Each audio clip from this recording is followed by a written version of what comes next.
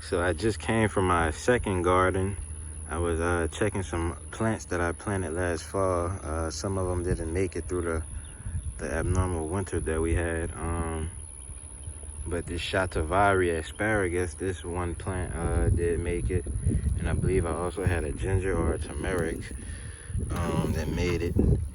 But I didn't take video of it because I was kind of in a hurry, and I still am.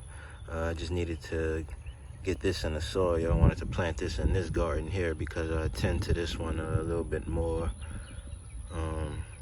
I originally got the Shatavari Asparagus from So Exotic, and you can see the amount of roots, plump roots that form under this plant, and this is still in its growth stage, so it's not ready to be harvested yet. So I'm gonna replant this right here. It's a variety from India, so it's drought tolerant. I didn't know this was still alive, honestly, until this morning. I had to, cause it's hard to tell when you're looking at the leaves. It's hard. We have a lot of pine trees out here in Louisiana, and it's hard to tell the difference between this and a pine tree.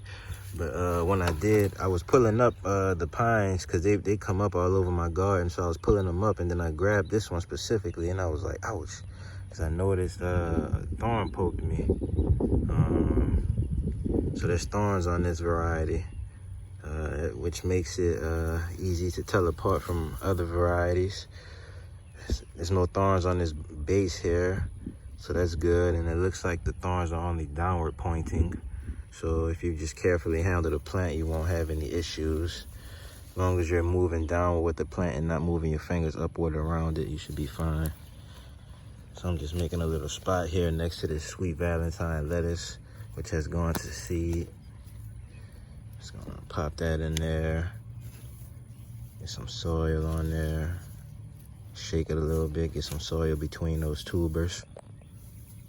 I guess those are called tubers, right? Pull up some of these weeds from around there.